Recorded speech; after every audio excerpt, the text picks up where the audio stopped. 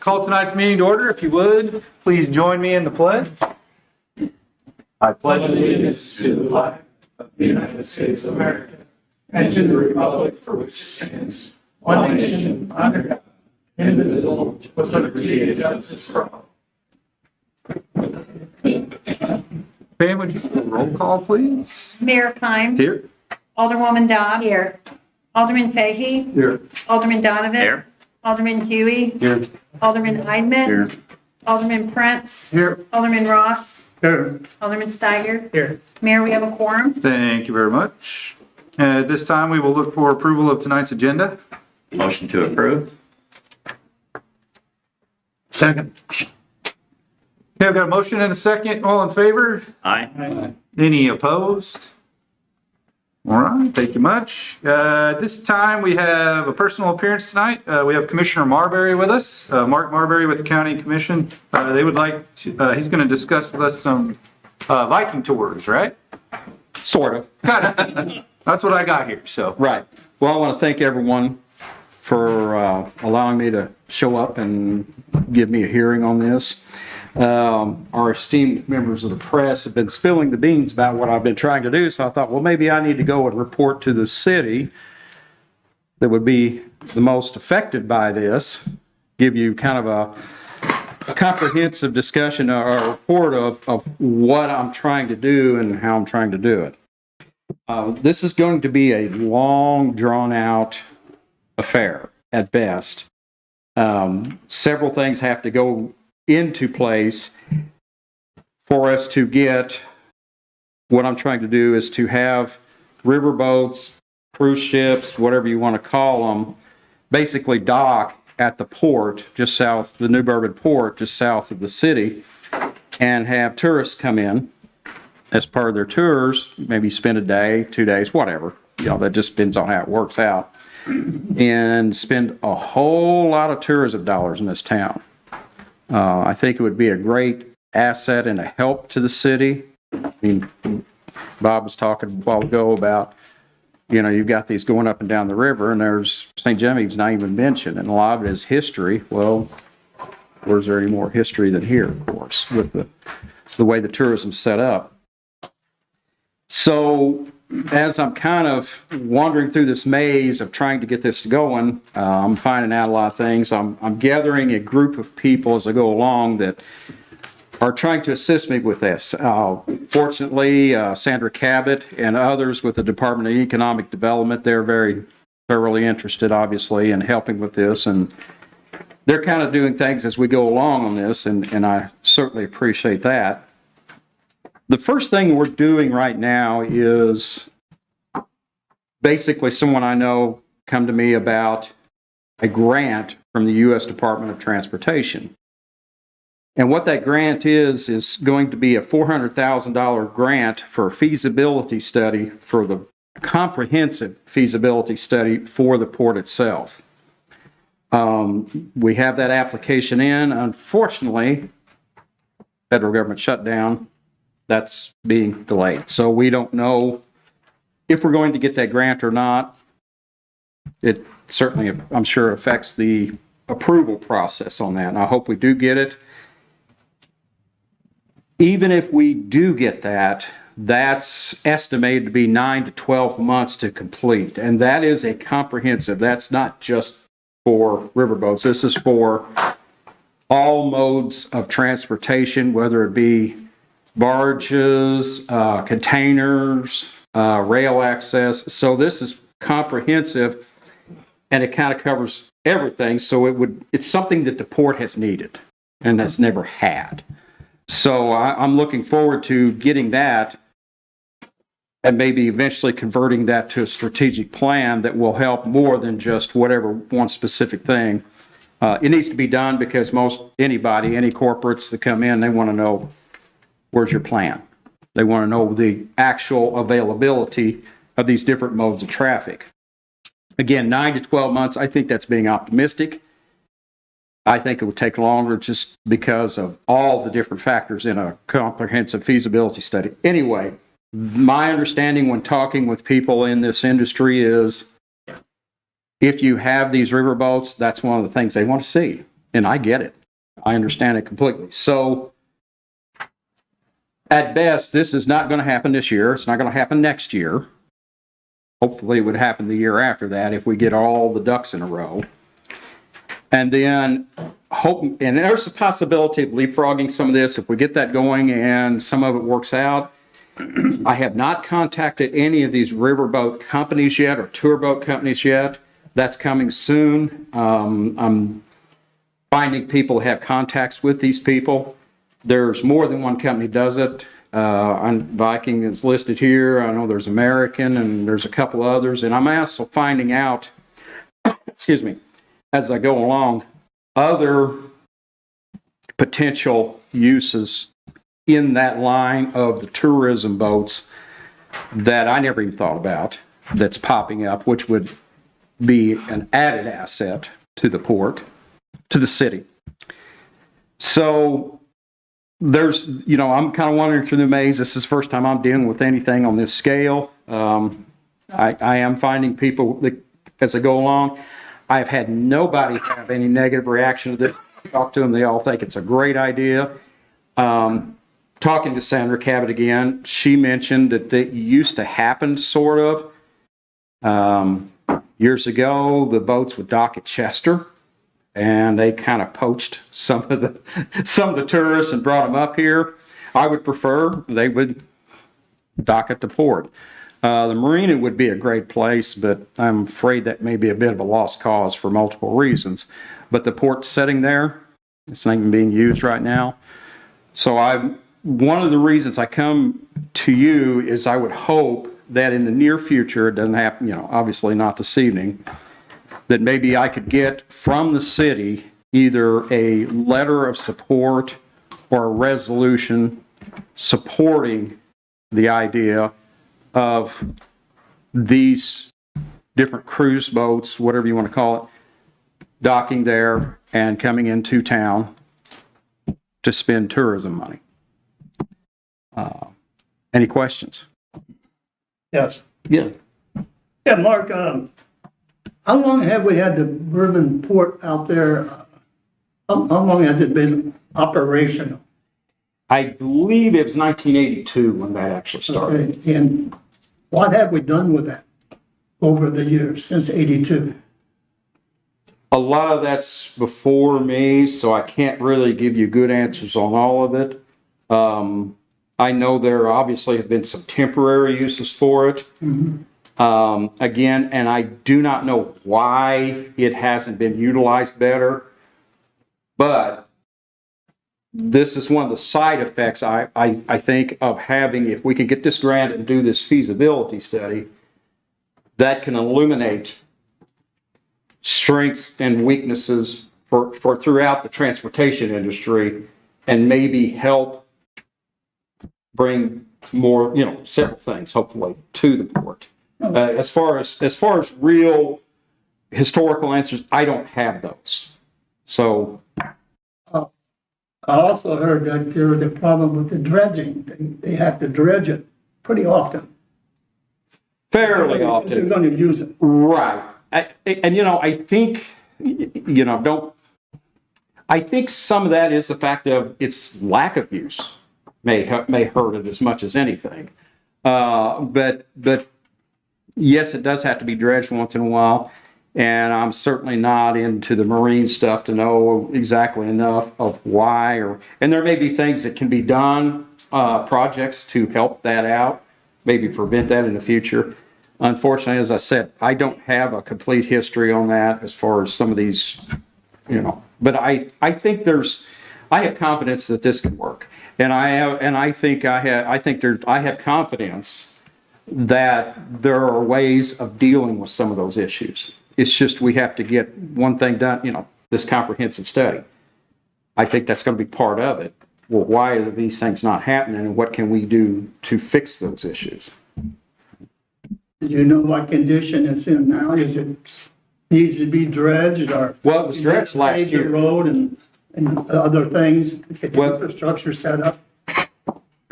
I think there needs to be some work done to the road, as far as maybe raising it up partially. Crossing the tracks, the railroad tracks, is a bit of an issue. And it was dredged, I said last year, either a year before, last year or the year before, the port was dredged. So I think we're, obviously, and I think some of that depends on your flood, how high your flood gets or how low the river gets. I think does affect how often maybe it needs to be dredged. And my last question would be, you got like 5 different areas to look at. Did you look at all the areas, the ferry landing? Did you look at the marina along with at the Bourbon Port? I have not. Okay. Now, that being said, when we get to the point of contacting these companies, I'm certainly willing to go over multiple locations that may work. There may be a location that works better. Okay. I'm just working with what I know that we have and trying to maybe make it simplistic. I mean, we have a dock there already. It's too high, but there are modifications that can be done to that to make it work for those things. And in fact, I think they're thinking about that pretty soon anyway for another use, which would work in both cases. The dolphins are there to tie up to, and there maybe have to be modifications to those for those specific. I mean, they don't get too excited about barges smacking them up against them, but I know the cruise boats won't like that. But you already have a lot of infrastructure there that could do a little modification and hopefully minimal modification and would work for this. Thank you. All right. Sam? At the port, to my knowledge, we don't have a stevedore management port down there. There is one. Oh, there is? And I his name escapes me at the moment, Well, but there is a my stevedore at question the is moment. is this something that would have to be approved with the stevedore? That would limit their access in for their. There has been discussions, and I think they are willing to work with that situation. So there's plenty of room for both things. I think there is. No, I get what you're saying. I mean, because if industry comes in, obviously doing barges and things like that, I don't think that's going to be a great issue. I think they're willing to work with whatever obviously within reason, whatever we want to do on that. Yeah. I mean, it's a good question.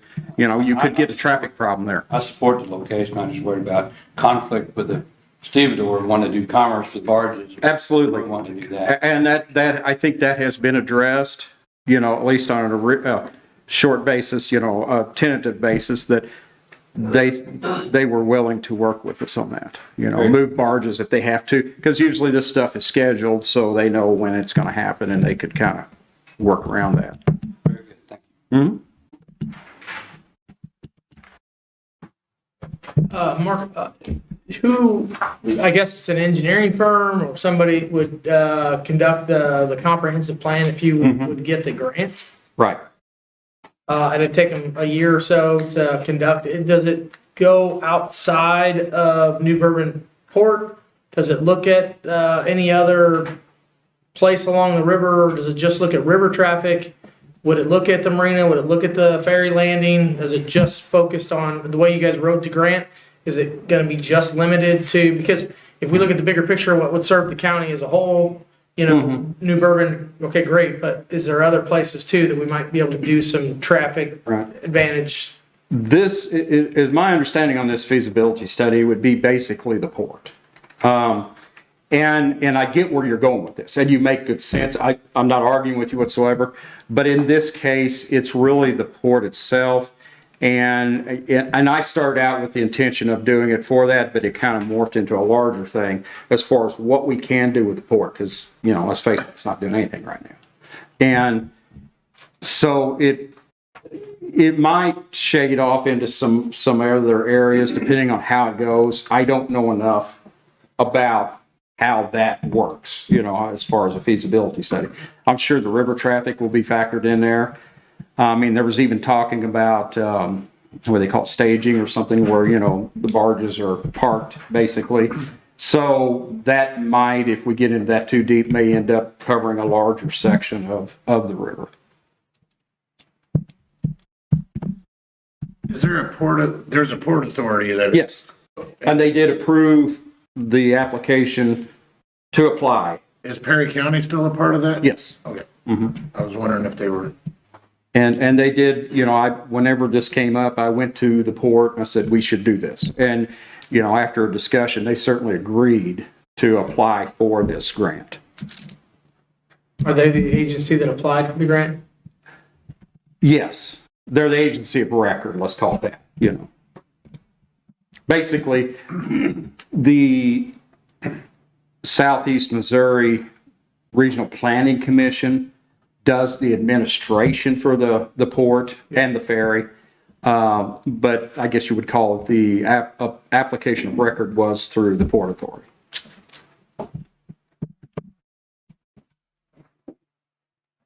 Mark, would you need the letter of support for the grant application, or are you needing it further down the line? Yeah, this is further down the line. What I would like to do is if I go to, because the grant application is either going to work or not. Yeah.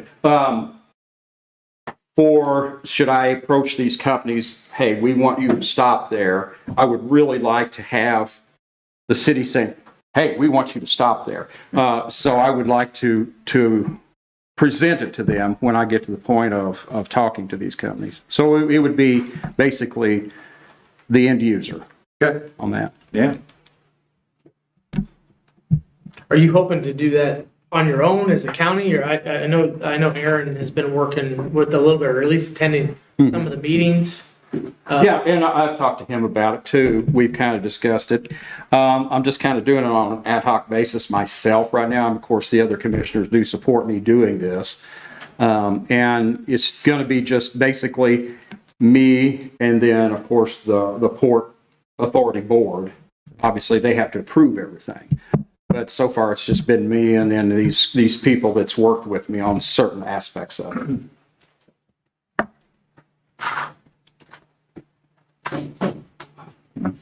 We had, the city had a contractual agreements with Viking and another tour company that we were, as you mentioned. That was when Toby Carrot was the tourism director, and there was an agreement that he was, I don't know how far it went or how many tours they actually had, but he would meet them and help coordinate the tours and stuff. So we have relationships. So there's a history there. Sure, for sure. I think those were the ones that landed up at Kimmswick and whatnot. I don't think they ever landed here. No, there was Oh, in Chester, yeah. Chester, just like you described, and they came up by a tour bus and. Right.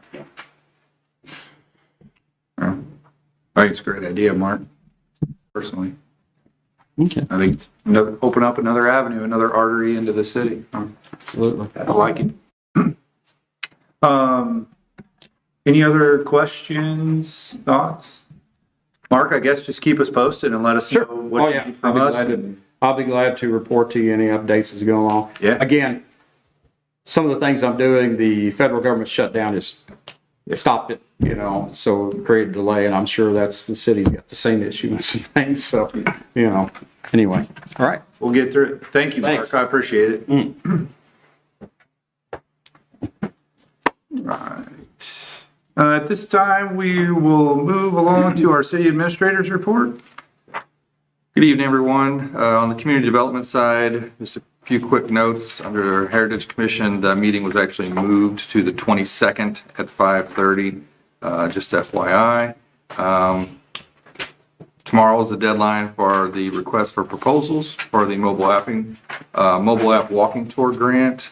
If you go down a little bit there, the comp plan committee met 10/26 to discuss some next steps. Good meeting. So we do have some next steps, and hopefully you'll hear more about that in a coming meeting. I did want to point out, and hopefully I don't steal from Aaron's report, down under tourism, economic development under the city county, we had asked, I don't know if you remember, the legislators to draft a bill to allow the city and the county to put a bed tax on the ballot and us to be able to raise ours. HB 199 was written, passed, signed by the governor. HB 199 allows the county to place a transient guest tax up to 6% on the ballot. It does not give us the opportunity to ask for an increase in our guest tax. So I just wanted to kind of let you know that. I don't have much else there. I guess on that discussion, Yep. we still have the opportunity to raise our bed tax. There's some debate whether that's feasible or if that would change, but we, as a city, we can still raise our bed tax. We have that option.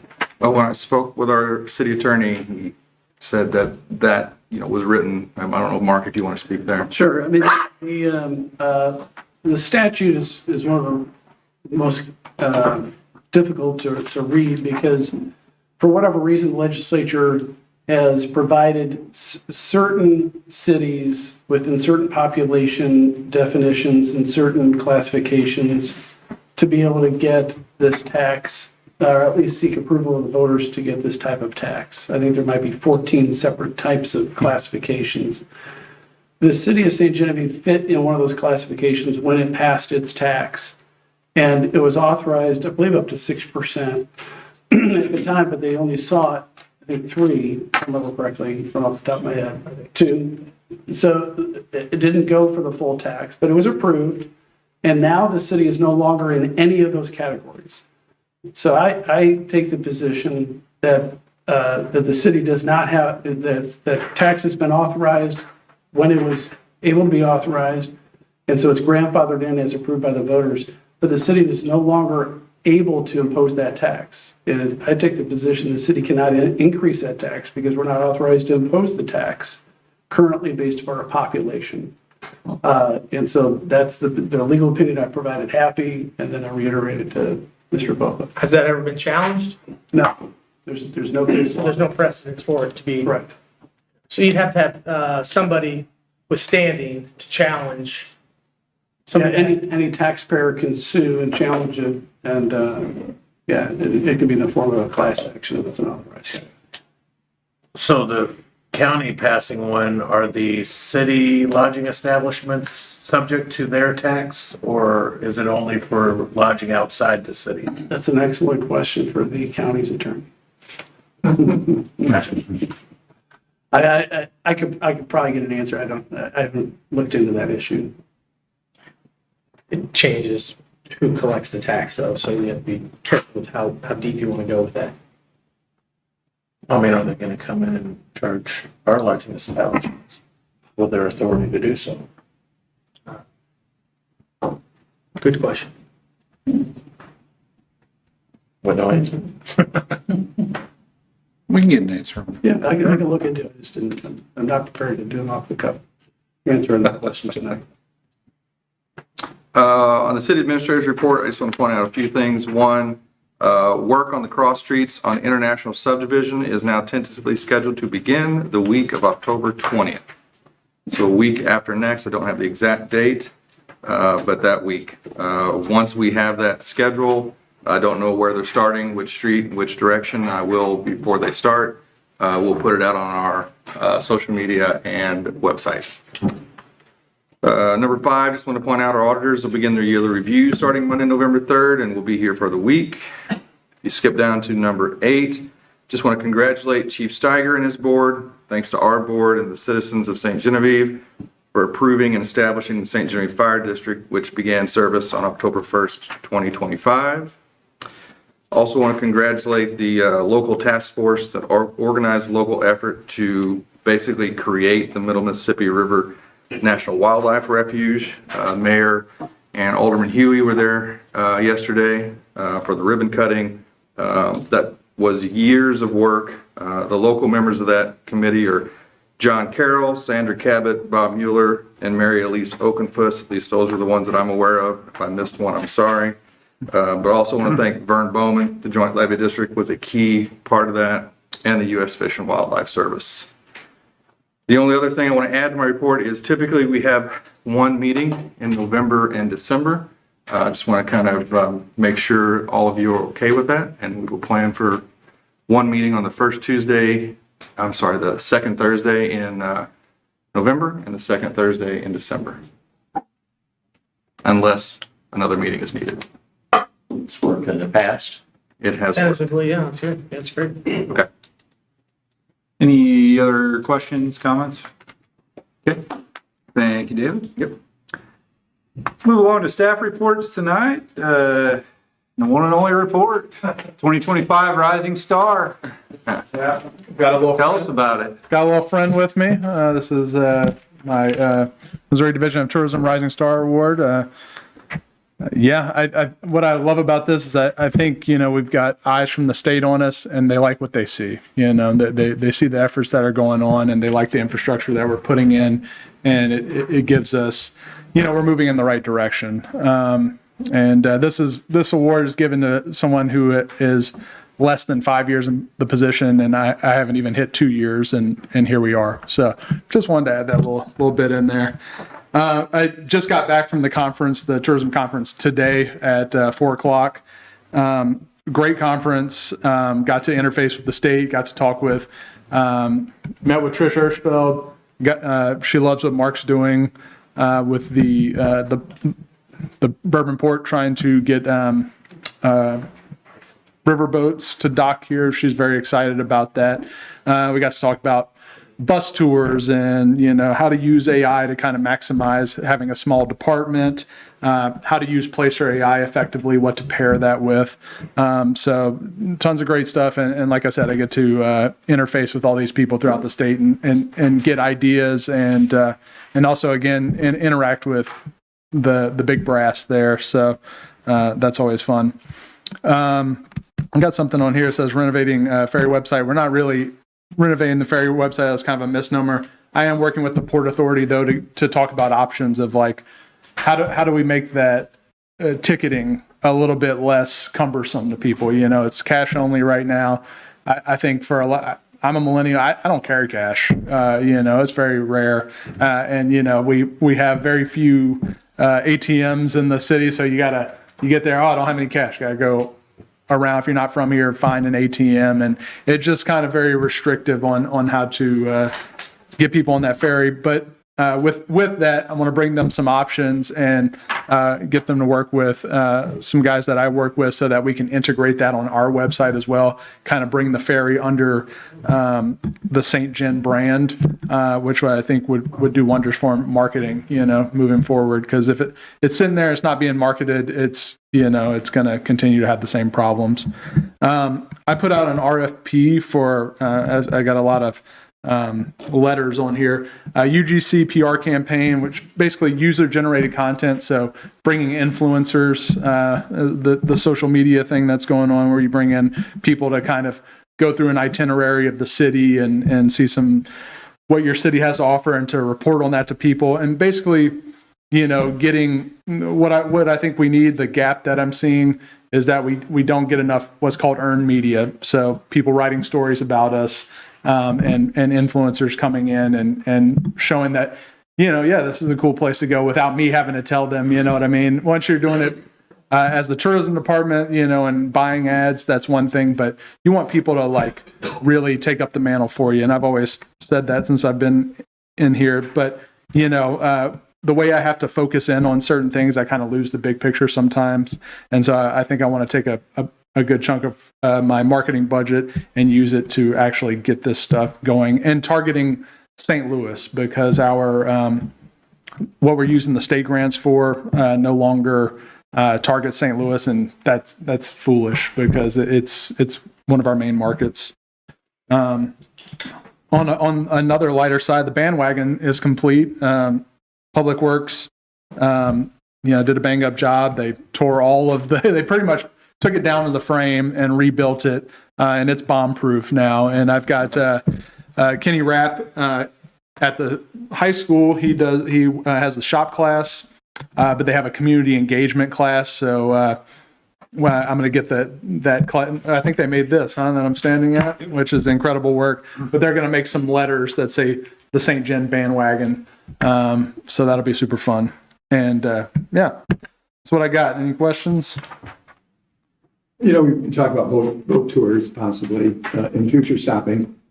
I hear from business people downtown about bus tours and the lack of. It seems like in the old days, they think there were more bus tours and the tourists unloaded and spending the day getting back on the bus and going to wherever. What's your assessment of that? Yeah, so when me and the mayor did our town hall, I got asked that question, and it's like, well, I didn't really come in with any of those relationships. and nothing's really come across my desk, but I did go to the Conference on Tourism and kind of suss that out. And it looks like there is an emerging markets committee that's headed by Trish Ersfeld out of Perry County. And that's what they really kind of focus on, is these bus tours. And so what I basically said is it's tough as with how much work I have and how little time, I try to use it as efficiently as possible. So they do this thing also that the state will give you a scholarship to go to the American Bus Association tours or conference, and you can go and you can talk to a bunch of people that put on these bus tours. And I think that would be a bigger bang for the buck, especially if that's mostly state dollars paying for that. And that way I can get in front of a bunch of people and build multiple relationships at a time. But now I also have this other group that's headed by Trish, who I talk with and work with a lot. So I'm going to get within that group and see. I mean, at first I wasn't sure if it's still viable, but it sounds like it is very much a viable thing. And my mind was kind of changed this week. So, if I can summarize. Yes, we have fewer bus tours than we did in the past. That I don't know. I mean, I still interface with bus tours, but I don't know. It's not like I came in and they were like, here's your reports of how many bus tours were. So I don't even know where that information would be. So I don't know how to assess that. It's all word of mouth at this point. There were more pre-COVID, but then COVID, they stopped, and they just really haven't picked up as much from what they were. Okay. And I've got some different reports on, Sandra Cabot was really big about the bus tours, and it sounds like Toby Carrick did his part, and then I think with Jeff Wicks, it kind of stopped. The other bad part about that is it takes a long time to get back into that. You're booked 2 years out on a lot of those, because we have looked into those in the past, and those bank travel planners or, they're booked out well over a year, closer to 2 years out before they start showing up. So if we're going to do it, we need to, start getting on their radar now. Yeah, no, absolutely. And we should. And yeah, the unfortunate part about my position is, I'm putting in the infrastructure that is going to pay off later. You know what I mean? A lot of this stuff is not immediate. And, I apologize for that, but we had some major infrastructural problems with our website, with how we were marketing, and that's getting fixed. So. Aaron, I got to say, I was hoping to make that yesterday, but due to medical problems, I couldn't. But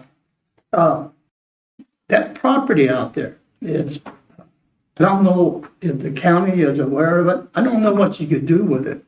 The wildlife and fisheries. Right. Mm-hmm. If they do a combination of a port along with everything else they're doing for visitors, I don't know the property would even take it, but if there's enough water. But I think Sam would know if that would be feasible. Well, the deal that I was talking about, Ted, was an area, and I had a discussion with Aaron and Sandra about that, and that's all changed now that that's federal, because it's in the deal they can't have motorized vehicles out there. So that at this point it is dead and they said it's not impossible, not liable to happen here in the near future. And I was content with that answer. I understand what they're coming from. So they That's kind of could where make an it's at. exception, like cruises, maybe. Well, it's not good for that right now. The port is still the best option for that, what you're wanting. Yeah, I didn't know there'd be deep enough water there to create something. Well, it's Just like there, in it's Lake there, America, you get to it's see. there, but at this point, it's just a deep hole of water. There's nothing there. Where the port, there's already the ball is rolling there. That's the more logical place. This would be more for fishing boats, stuff like that was the thing that survey was done for smaller craft, for recreational, not for commercial turbos. Okay. Thanks. Yeah, absolutely. Anything else? All right. Thank you. Congratulations, Aaron. I appreciate it. Yeah. All right, at this time, we will open up the floor to public comment. Any public comment out there? Yeah, I'll just speak again. go for it. So, but I was so deep in this port thing that I didn't think about the YMCA. so I can give you like a mini report on that. Good. Basically, they will assume management operations on November 1st. Basically, that's when they'll take over. The employees of the county become employees of the YMCA at that point. They have hired a new executive director. I forget when day she starts, and I think we'll be rolling out kind of a press release on that at that point. When we get her here, get her kind of settled in. We met with Matt Clark, the interim director, today, and I said, well, we should, when she's available, we need to do that. Has anybody come to the city council meeting and spoke to you about any of this before? Okay, that's an oversight. I'll make sure we get that handled for the next meeting, David, if you want to put that in there and let me know. We'll get either Matt Clark or the new director here to speak to you all. So wait till November, maybe? We could do it however you want. We could do it sooner. Whenever your next meeting is, we could even do it. I mean, we'll work on that. That's an oversight, and I apologize for that. I should know more about what's going on. So that's kind of the simplest thing. I did talk to Matt Clark about the Disparity situation, about tickets. And it doesn't help you on the Illinois side that they are willing to sell tickets at the community center if that should work out. Keep that in mind. You know, if it's a situation, give us a couple of months. You know, if you want to do that, though, let them kind of get other things sorted out. We are very enthusiastic about them assuming the management of and operations of the community center. They have been very professional people to work with all along. We like their thought processes and what they're wanting to do, the plans that they have. They're going to upgrade some things that will probably bring people in from a long distance, which we're going to have. We're going to have people coming from some distance. The water park does a great job of that, obviously, in the summer, but, you know, in other times of the seasons, we're going to need that people coming in. So things are going very well. They are very good listeners. And in fact, some things that we are doing, they're actually adopting because they don't do it in their other facilities. And they were kind of impressed about some of the things that were being done. I said, well, we're going to make that a pilot program for other YMCAs. So it's so far has been working out very well. Does anybody have any questions about any of this? Mark, we did not at the city council, but Commissioner Ford brought some of the representatives from the community center, including, I think, the interim. Okay, so he did bring us to our tourism council meeting. Okay, the tourism council. Okay. So he did. We'll be glad to do that for one of your city council meetings. You know, we can get that sorted out in the future. That should be done. I apologize for that. No, that's all right. Any questions, any other comments or anything? Good. Thank you, Mark. Any other public comment at this time? If not, we will move to tonight's consent agenda. Motion to approve. I got a personal appointment on there, but Second. I'll second. Okay, I have a motion and a second. All in favor? Any opposed? Okay. That will take us to a little bit of old business tonight. First up, we have a second reading of Bill number 4689. This is an ordinance authorizing the mayor to enter into an agreement between the city of St. Genevieve and the St. Genevieve Community Access Television Board, channel 990-991.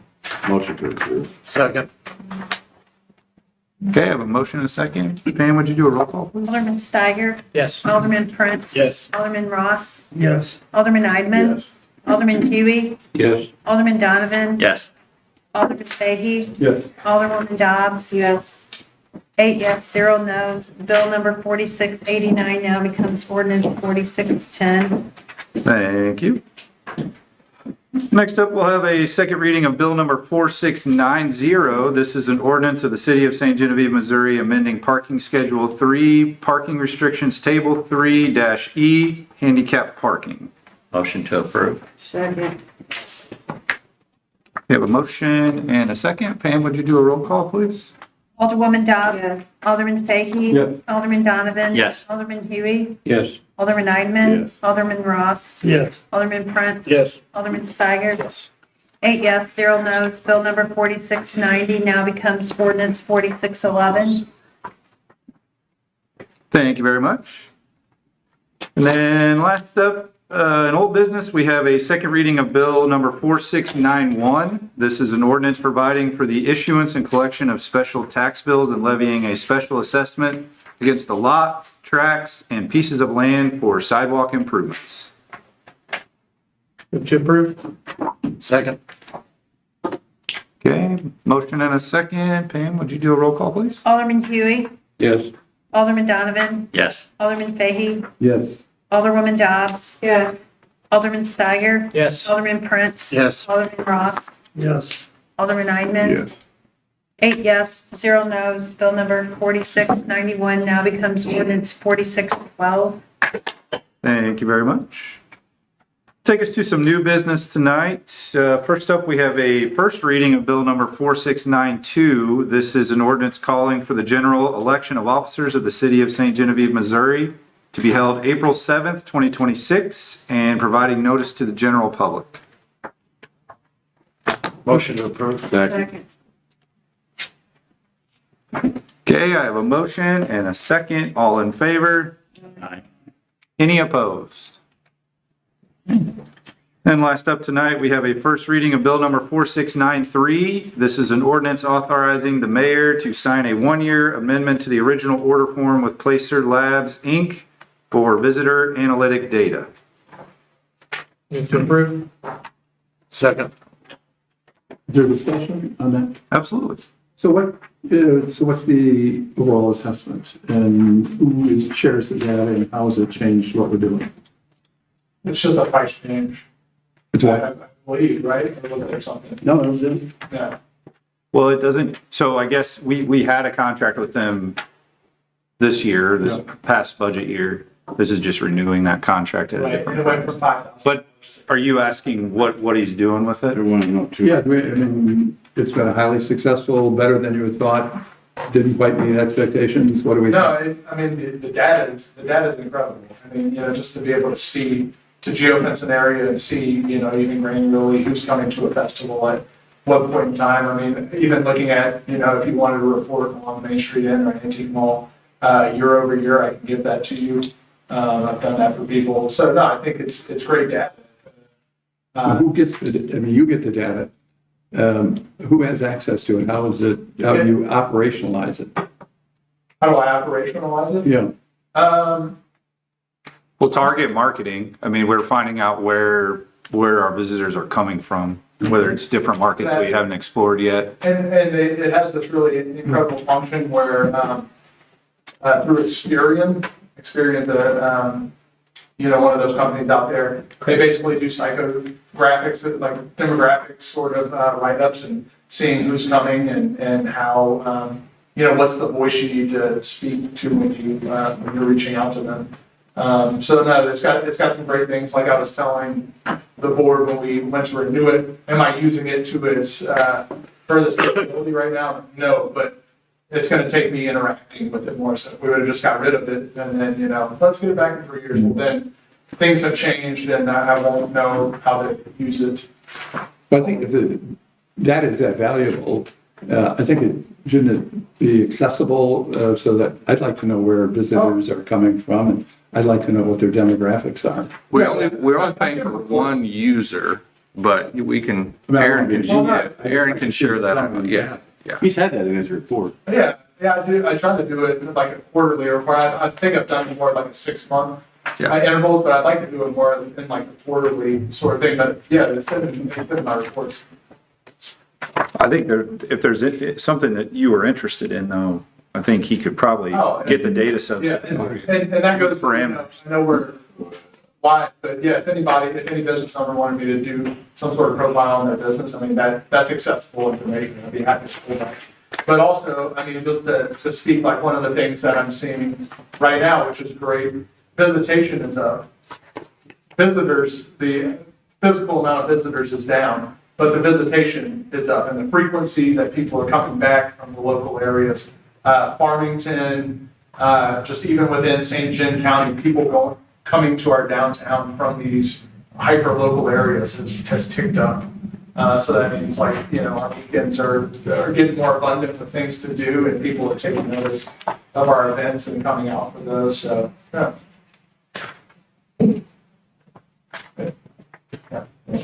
Thanks, Aaron. Yep.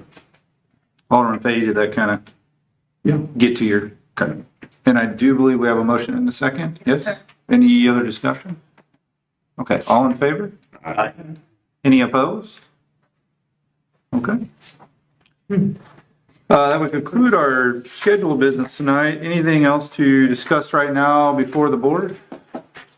Okay, just a couple of quick things. I'll echo David's sentiment about the levee dedication yesterday. That was an excellent event. There was a lot of hard work, blood, sweat, and tears that went into that. I found out yesterday that that was formed 11 years ago, so 11 years in the making, and we got to cut the ribbon yesterday. So that was a great event. So congratulations and thank you to all involved there. And then one quick other note, we just did want to recognize Sweet Things. The candy shop celebrated their 40th anniversary on October 2nd. So just wanted to pass that along. 40 businesses or 40 years in business in St. John. That's pretty darn good. That's Sweet. yeah. I like that. So just wanted to congratulate them on their anniversary. Along that lines, Mayor, Yep. you had asked to kind of nominate some people, and I don't have it official, but I had somebody that's popped up a couple times on my radar, and I just wanted to kind of give them a shout out to Jim and Tanya Shilley. They live up on Jefferson, 678 Jefferson.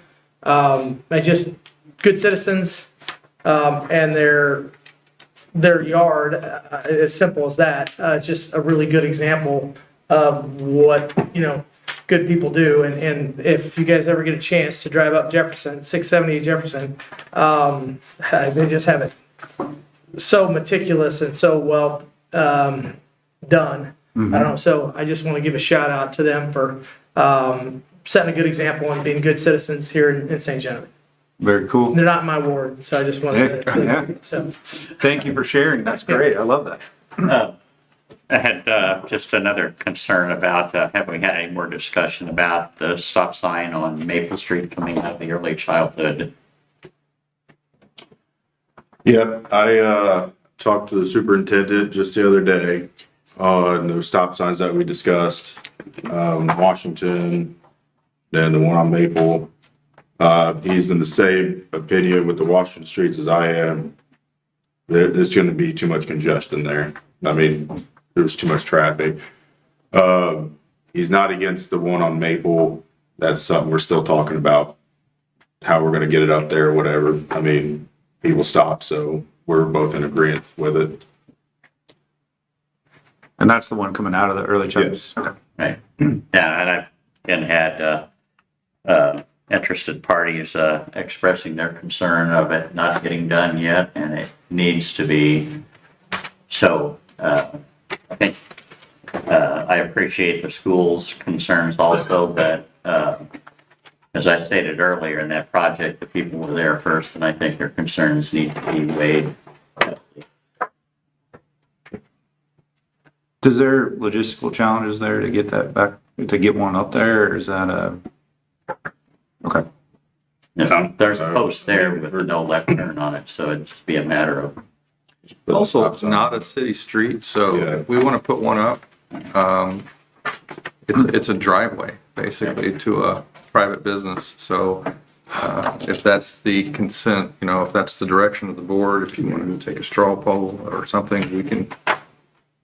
Well, we don't have the right to put a sign up on private property then. That would be up to them to put it up. As Chief Halleck mentioned, they're open to that.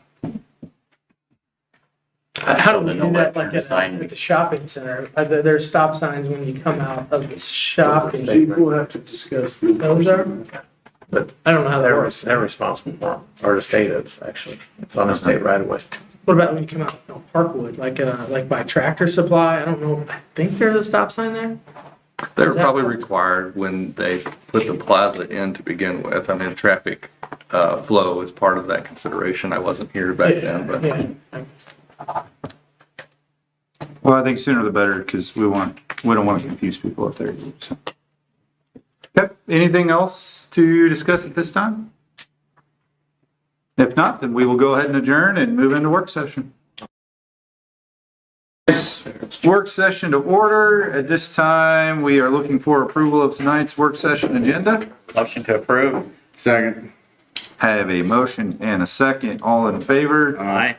Any opposed? All right. First item up tonight is we're revisiting Point Base and the sewer backup. Yes, sir. I thought the first thing we would do is let Corey kind of explain what we found with the crawler camera last Friday. Good evening. We did a crawler camera last week or last Friday, about 1,300 plus feet. So going up behind the plaza, we found some joints that are separated, and there are some taps that are failing. We have a few spots that have active INI in them, so they will have to be addressed.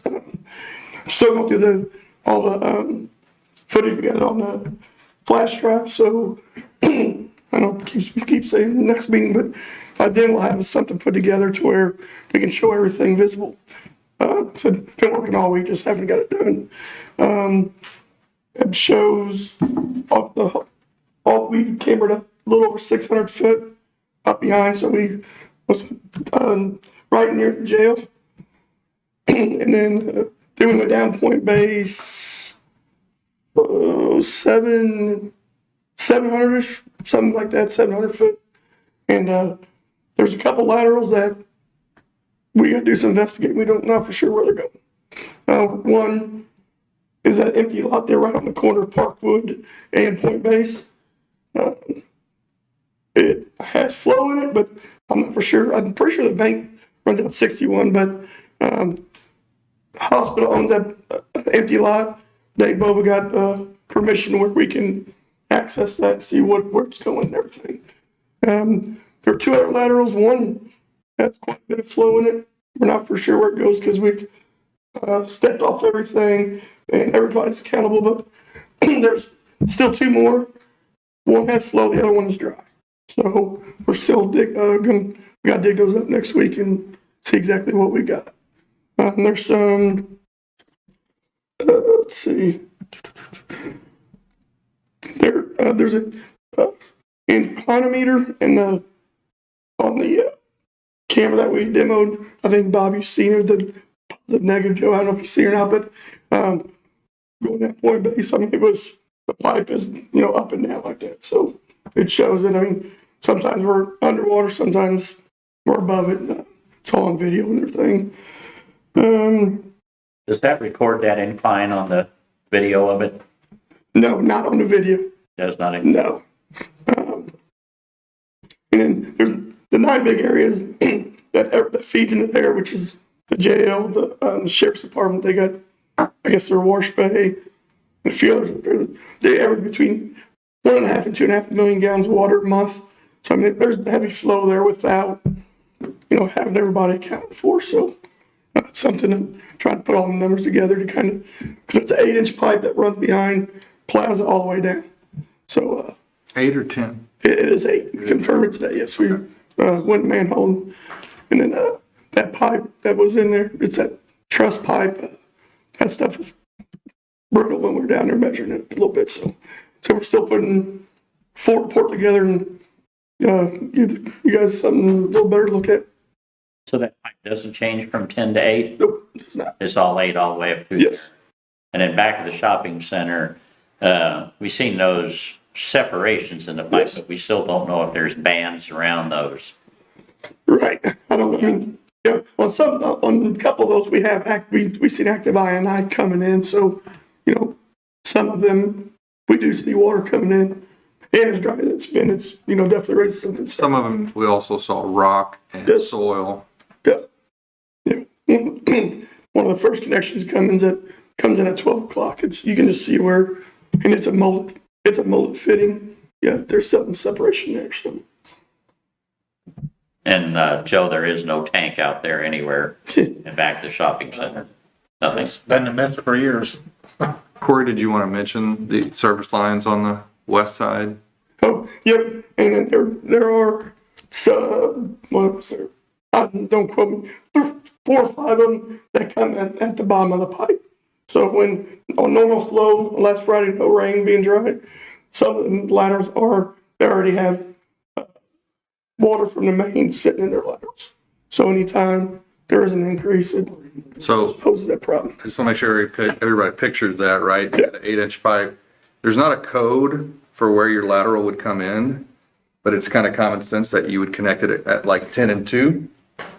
And I would say 2 or 3 of them are most probably at 4 and 8. Yeah, that's what there's one in there showing it's coming at 8, like the 8 o'clock position. It was actually water running back. Yeah. Yes. Making the turn, you could see the flow where it was actually making the turn off the main and running back into the lateral. I don't think it's getting into the house because of the slope, but it is running into the pipe. Right.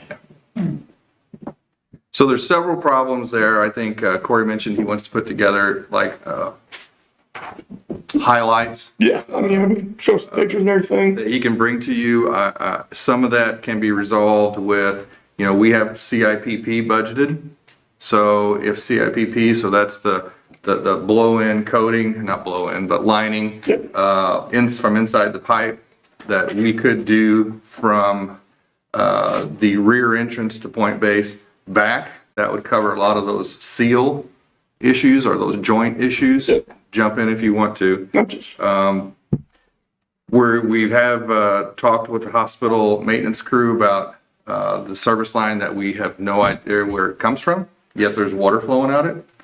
And they don't know either. So we're headed down that path with them, though they want to know also. So they have verbally given us permission to look at that.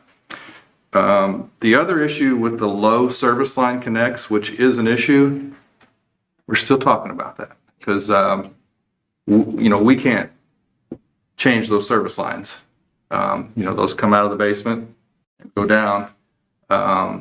So more to come on that, unless you have anything to say on that. No, and talk about the CIPP behind the plaza. If it's just a couple joints, they do make a machine that goes in and seals them, but there's multiple. So I think by the time you do that many, I think the CIPP would probably be cost effective. That's the way we go with it. The CIPP would eliminate the I&I that comes in behind the plaza. And like Corey said, there were at least 2 joints. We probably looked at 8 to 10. Yeah. There were at least 2, remember how dry it is, where there was active water coming in them. That's what's hard to believe, as dry as it is. Underneath that pavement, there's still water infiltrating. Groundwater then? Is that? That's dry. I think that's what, and then, unless there's there's a crack in my sewer lateral and It was pretty clear water. Filtering through, but yeah, It's still amazing the amount of water coming down through that 8-inch line. I happened to go by there and they had a very experienced operator with that camera. He had ran a plant, for 20 plus years and he'd been doing the camera thing. Unfortunately, it's a $100,000 piece of equipment, but it was amazing what that thing couldn't pick up and stuff and see. You could turn the head of the camera all different directions. You can look up through manholes. So I'm going to circle back to that. Okay. But I did want to mention, Corey mentioned this, the jail is on this line, the ambulance district, the plaza, First Baptist Church, the apartments on Progress Parkway pour into there at some point, the apartments on Parkwood. We didn't really see capacity issues. no, but going down Point Base, you could see where, when we do get some I&I or rain, you can see the grease mark on the line where, it does help. So, But that's probably attributable to the I&I. Yeah, absolutely. Yeah. We only see that during the, during. Yeah. So I don't think it's a capacity issue, in my humble estimation, but I do think eliminating the I&I, finding these service line problems are gonna be a good step forward. But I think we're on the right track of seeing what the problem is and stuff. So that's encouraging. Yes. Corey, Yes, sir. who's the biggest producer out there? Usually suicides coming in, is it jail? Yeah, I think they got roughly 500 inmates now. Yeah, So it's not the laundromat there. No, but they're on that line yeah, too. they are on that line. Tell them that line. Yes, sir. Yes, sir. Microtel, I wish I had Sue email me. She sent me 9 of them. Microtel's one, but over the last year, the jail actually one month they used 1.5 million gallons of water themselves. That's what we averaged, 1.5, but it was last October. They used 1.5 themselves. That was our peak month. And the last year was 2.51 million gallons. So Corey's going to continue to look at this video, but I definitely like I said, we budgeted for some CIPP. I'd like to go ahead and consider doing that, so we can get started on helping these folks and resolving this problem. What's a CIPP? Tell me what it stands for. It's cure in place piping. So we'll block the manhole off. We'll clean the line, and then it's like inverted sock, just so much to say, and they'll blow it through the line, and then they put steam through there, and it adheres and seals everything up. So it's a new lining on the inside of the current pipe. And then there's another machine that also goes. Yeah. The camera. Lateral. And the camera, then they'll go in there and they'll cut all the laterals back in. Very, very popular. Looks like a rocket ship shooting out the other end. Yeah, bunch of steam going and everything. Yep.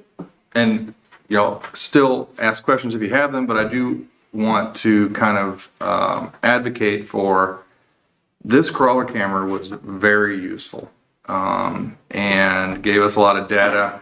Corey, jump in if you want. The company, we would go out for bids, but the company that brought it, which was Red, is also interested in our jetter trailer.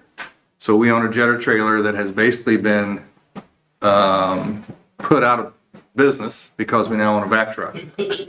So the vac truck has basically taken the place of the jetter trailer. The jetter trailer is really a high-tech tree waterer at this point. That's what we've used it for. So I think, at some point, I'd like to bring to you, a request to get this camera. We're doing a sewer study right now citywide. The crawler camera, very useful. We don't have to have all the bells and whistles. I think the first one, the back pages, that's the basic one. Manual reel, which, it's a manual head and everything. That's what we use here today. That'd be perfect. The other one is, it's got a camera front and back, which would benefit if you getting hung up on something. While you're in the pipe, you can raise it up and down as you go, but. How far can that go? 820 foot. 820 foot. And, there's a $40,000 difference between the two, but what we had the other day, we would never be able to do with our camera. Just the depth of it it's just a push camera cable. And we also have, some sewer lines over on 3rd Street running on North Gabriel Creek up toward, Pinkley Park that we're getting some water in that. We just can't push once we get out there, we get 330 feet on our camera. I'm sorry, 400 foot, sorry. But there's very rarely we can push it that far. So I just wanted to put it in front of you because I'll probably, be back at some point asking you about that. It's a very valuable piece of equipment. We have another piece of equipment they're interested in that we use to water trees. Yes. So just something to think about. I'm just gonna swap. Swap plus money, how's that? But more to come on the numbers. Yeah. If anybody wants to look at that video, feel free to swing by my office and show you. What is the sewer truck or the jetter trailer? What's the jetter worth used? Probably 25, 30,000. These guys quoted 30,000 for a trailer, which you're gonna probably be in that ballpark wherever whoever you go with. Yeah. I wasn't sure. Yeah. So Dave, they talked about some grants and stuff that were out there, this infiltration of water thing. Do we have enough infiltration to maybe apply for those grants? Or The grants I saw that she referred to aren't open right now. So I couldn't get the data that I needed because the federal government is shut down. Right. Because those were USDA grants. Yeah. It is not open right now. So What did we spend for the day that they were there? we didn't spend anything. It was a demo. But usually it's about $3 a foot for a camera plus mobilization. So $3 a foot. So $3,900 plus mobilization. I don't know what a local company would be at. Were they out of St. Louis or what? No, they're out of Independence, Missouri. One thing about this company that was there, I was out at the operation also. I asked about training and support on this. This company here, they provide all the training and support for your personnel to run it. They're not going to give it to you and say, here's a book, go. They're going to be with us. Yeah, they said free training forever. Yeah. Yeah, and if you, the ones of you that were there, you can see, you know, it's basically, I'm simplifying it, but it's basically a joystick, you know, and a couple of buttons. There are other options that you can get. You can obviously raise the head of the camera and you can add wheels to it, but it's fairly simple to operate. Yeah, and this one, you can buy the different wheels, so if we need to get taller, and this one here, you can raise it too, just manual. So you might sit it back down there and be a little bit too tall, pull back up, lower a little bit, but yeah, the other one, if you hit something, you can lower down inside there, but I mean. And you can even see down those lines where the grease is built up on the side. You know, that needs to be jetted and stuff, so the future, I mean, but. So I want to put that in front of you, but I want to come back to, you know, what we're going to do for the folks who are having this problem. And I think the CIPP is the first step. Find out where these mystery laterals are going, and then maybe come back to you. And Mr. James is here tonight, and Miss Etherton, I talked to her and told her I'd give her kind of a recap tomorrow, and then come back to you with any other suggestions after we get those two things started. Okay. My neighbor planned on being out there that first lateral, so. Does the shopping center have any liability in this? I think that's our line, isn't it? Huh? That's our line. Oh, that's our line behind them? Yeah. It's a sewer main runs up and catches. How about no holding tank or? So the shopping people are out of the plan. It's our sewer main that runs behind their building. Okay. Yeah, like this, it's some relief for the people that have flooded. Yeah. Mike, did you have any questions? No, I'm just glad you guys are working on it. Yeah, Oh, yeah. Looks like we're getting closer to a resolution here, though. That was good data. So we may have finally an idea of what's been going on there. That's step one, I think, is making sure it doesn't happen again. We have any other, so wait, we're gonna develop a plan here, I guess, go through the. Yeah, exactly. I'm working on it now, going over the footage and everything, and it'll continue next week. Okay, perfect. I have to leave it. Oh, my God. That's, and then I guess you'll stay in contact with Mr. James and Miss Etherton about. Yep, I certainly will. Perfect. Thank you, Corey. No problem, thank you. Mr. James, thanks again for coming, and we're getting Being closer, patient, buddy. being Yeah, patient. I think so.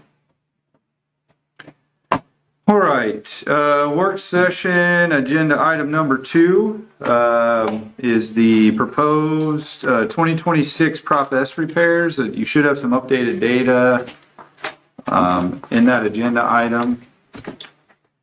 But also on the screen, you're going to see an updated map. This reflects what I sent you in the most updated version of this document. Yeah, okay, that was the old one. Yeah. I just kept that one just for reference. This one that you came out with your packet. So the streets that are red there are the streets that are being done or are already done this year.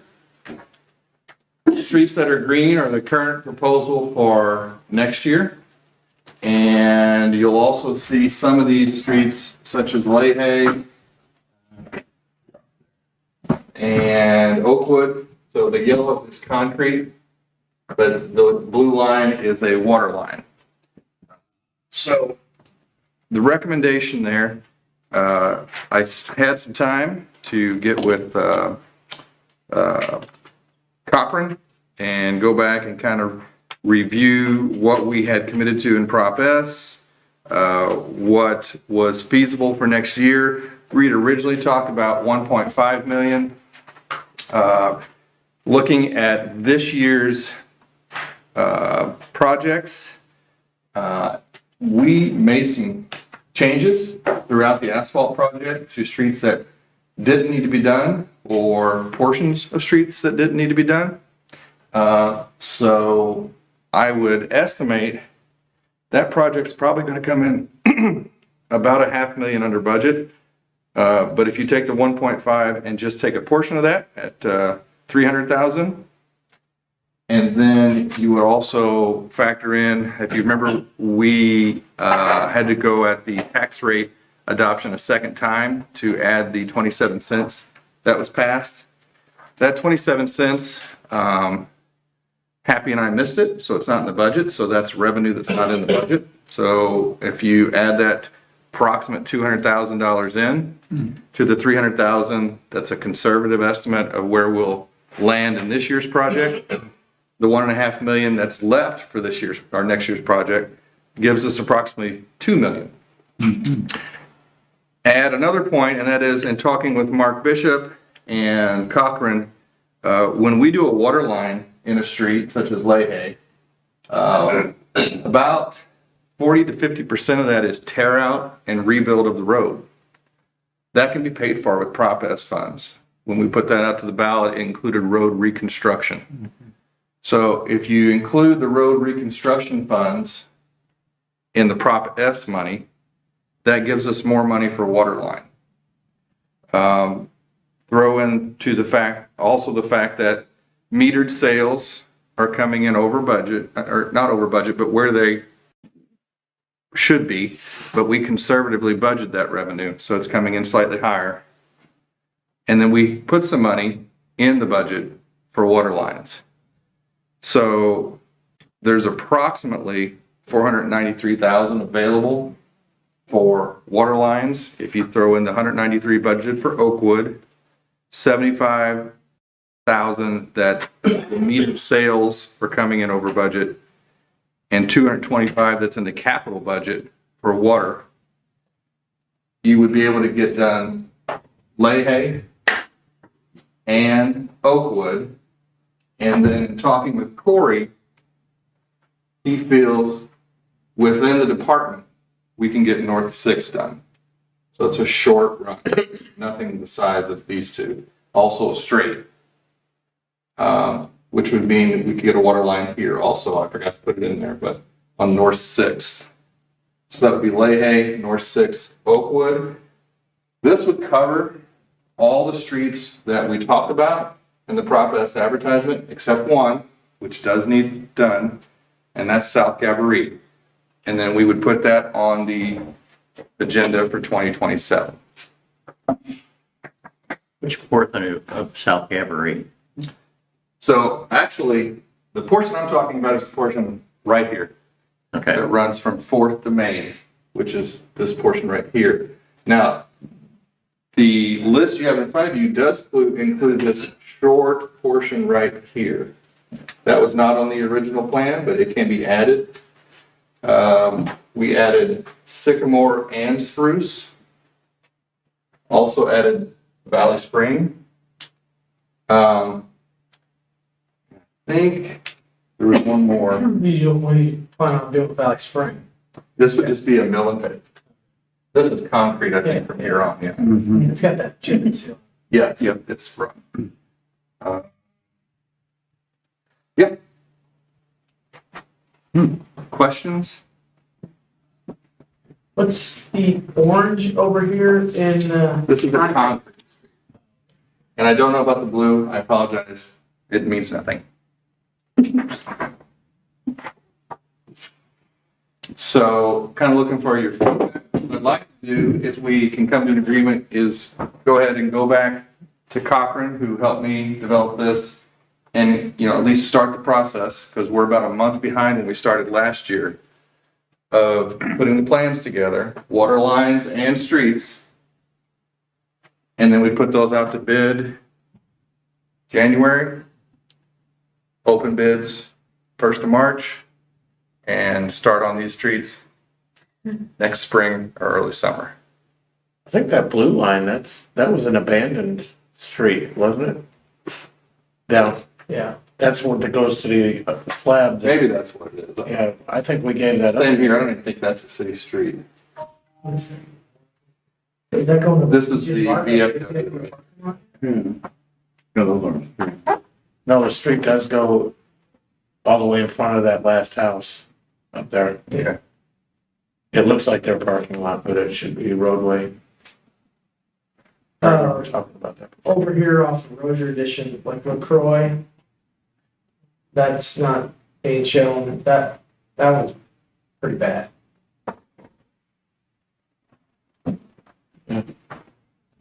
You sure? Pretty sure. Pretty sure. They are.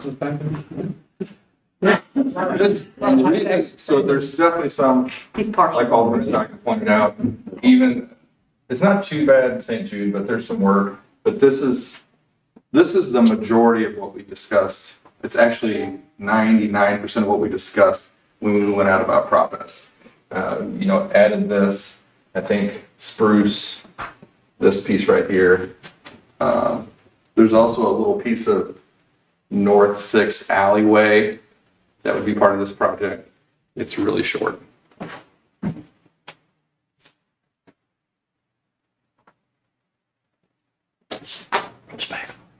Good.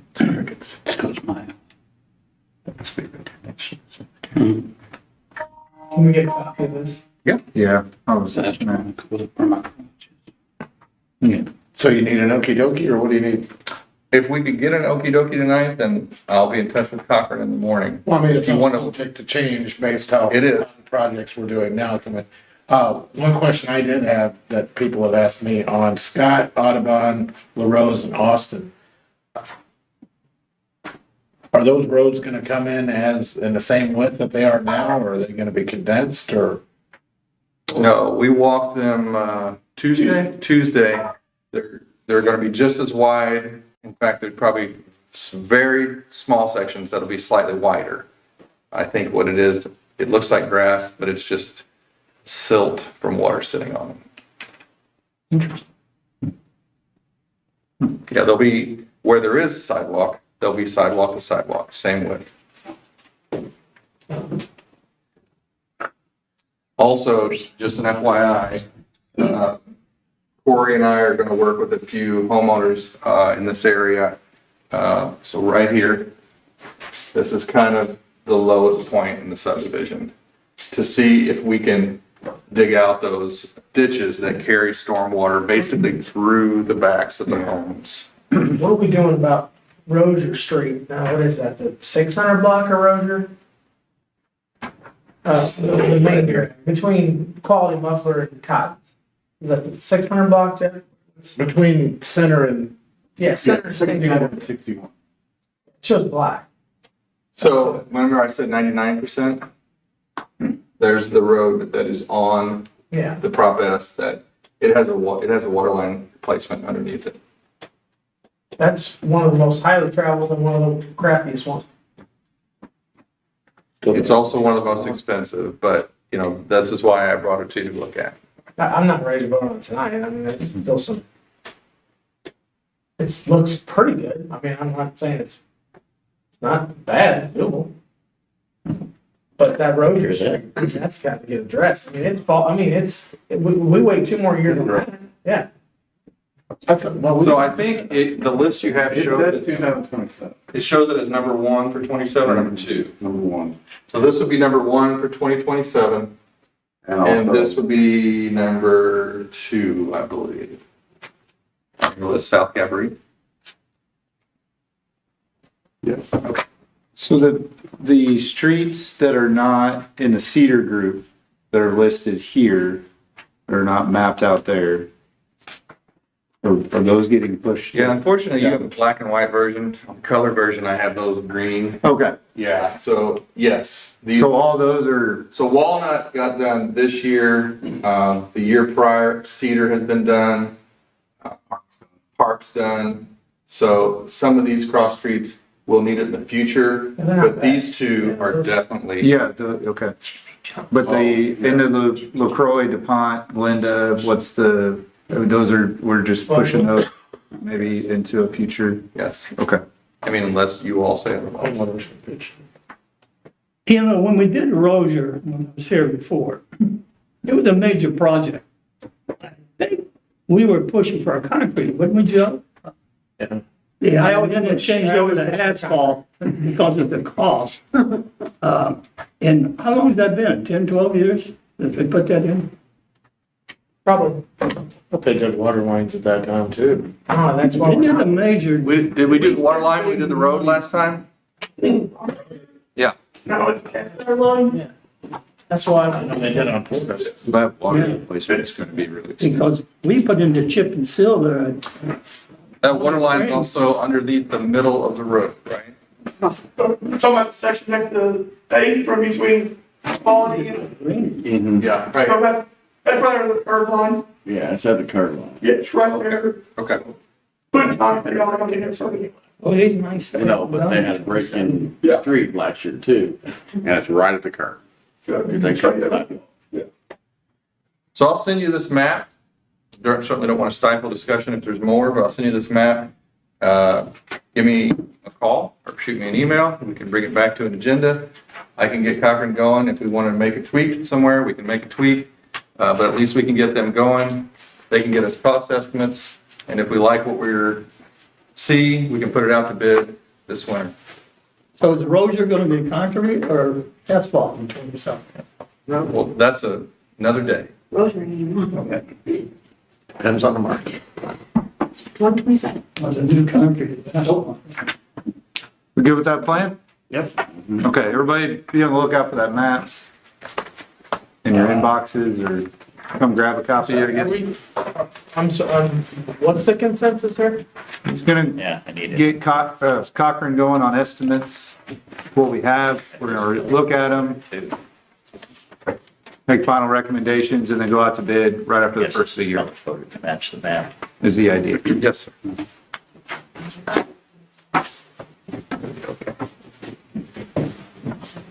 Dave, did you say you had this color coded to match the map? Yes. Yeah. I have a version like this, I'm sorry, of that. That's the old, Oh, but it really hasn't changed. Not too I was much. gonna say, this is the same. The numbers, yeah. The numbers more or less are the same. I think the recommendations may have changed a little bit. Just slightly. And then it shows, the new one shows the 2 million at the bottom and 400,000 Put cement for, in some of the pockets. water lines. I'm not- Yeah, I'll never have a cup of water at my spot again. Thank you. Switch to bourbon. Joe, did you have another question?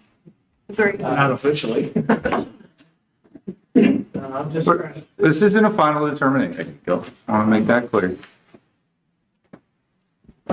We can make changes. This isn't final. Yeah.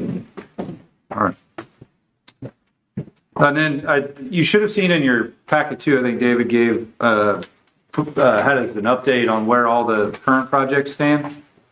That would include the two Prop S projects and then the 9th Street project. And I think while we're just talking about it, let's stay on this agenda item if you had any questions regarding those couple things. I mean, it's what we know. It's, the deadlines are coming and or past, so. Are we going after the contractor for liquidated damages for 9th Street? Yes. Did we ever get resolution on 4th Street on the? No.